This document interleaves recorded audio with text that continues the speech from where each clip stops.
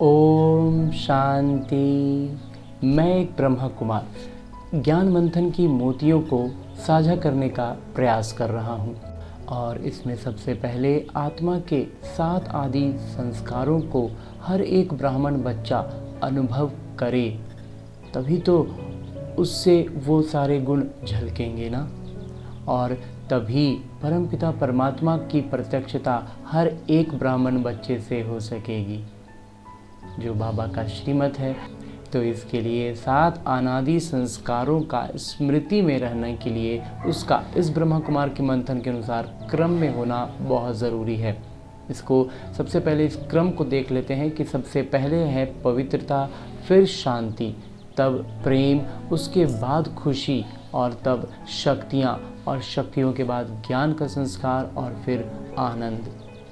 ये क्रम को हम स्मृति में तभी रख पाएंगे जब हम इसे अनुभव करें, और अनुभव करने के लिए हम इसे अपने शरीर के अंगों के साथ जोड़ते हैं तो बहुत अच्छे से स्मृति में भी रहता है और हम इसको अनुभव भी कर पाते हैं, क्योंकि अभी तो हम देहभान में बहुत फंसे हुए हैं ना। तो इसके लिए सबसे पहले जब बात करते हैं पवित्रता की, तो पवित्रता हमारे इस स्थूल शरीर के सबसे नीचे का हिस्सा है और पवित्रता के लिए जिम्मेवार है। और आध्यात्म का ये पूरा ज्ञान पवित्रता पर ही आधारित है। अगर पवित्रता को धारण नहीं करते तो फिर आध्यात्म का ज्ञान की कोई भी बात करना निरर्थक है, व्यर्थ है, क्योंकि वो बुद्धि में टिकेगा ही नहीं, रहेगा ही नहीं। इसलिए सबसे पहले पवित्रता जो आधार है, सबसे नीचे सबसे आधारभूत चीज़ है, जिसका सबसे पहले मजबूत होना, स्थिर होना बहुत ज़रूरी है। जब हम पवित्रता के से ऊपर उठते हैं तो हम आते हैं शांति। अब शांति के लिए हम इस पेट को इंगित कर रहे हैं, तो इसमें थोड़ा सा इस पर विवेचन कर लेते हैं कि हम जब भी योग की बात करते हैं तो शुरुआती स्तर पर योग तभी लगता है जब हमारा शरीर स्वस्थ हो, शरीर में कोई भी रोग हो, पीड़ा हो, तो हम थोड़ी देर भी योग अवस्था में नहीं बैठ पाते हैं ना।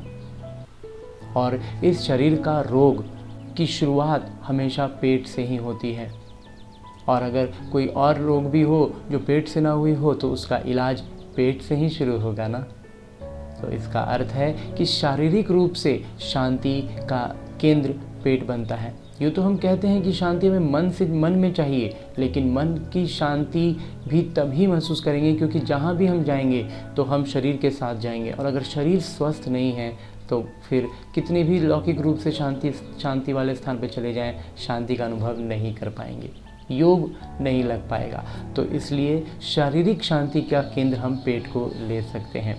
उसके बाद आते हैं तीसरे में है जो प्रेम का संस्कार के लिए हृदय को हम रिप्रेजेंट करते हैं। तो हृदय का लौकिक रूप से कार्य क्या है? वो दूषित रक्त को अपने में समाता है और उसे संशोधित करके शुद्ध रक्त को पूरे शरीर में प्रवाह कर देता है।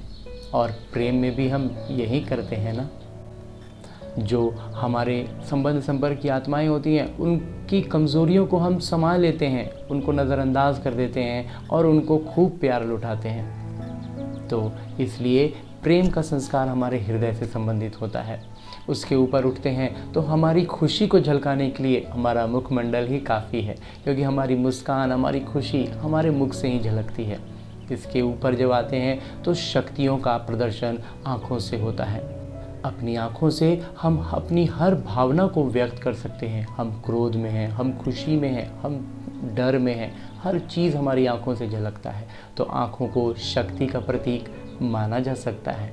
इसके बाद जब ज्ञान की बात करते हैं तो भले ही ये स्थूल मस्तिष्क है और इसका कुछ भी हो, लेकिन समझने के लिए हम इसे प्रतीकात्मक रूप में ब्रेन को, मस्तिष्क को ज्ञान का प्रतीक ले सकते हैं। और फिर आनंद की जब बात करें तो ये आनंद हमारे चारों ओर एक आवरण की तरह होगा, जिस घेरे में, जिस आवरण में हम परमात्मा के सारे गुणों के अनुभव में लवलीन रहेंगे।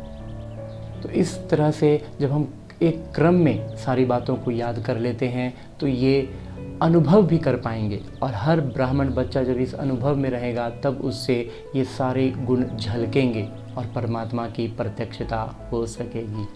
तो ऐसे ज्ञान मंथन के और भी कई मोतियां हैं जिनको आगे वीडियोस में शेयर करता चलूँगा।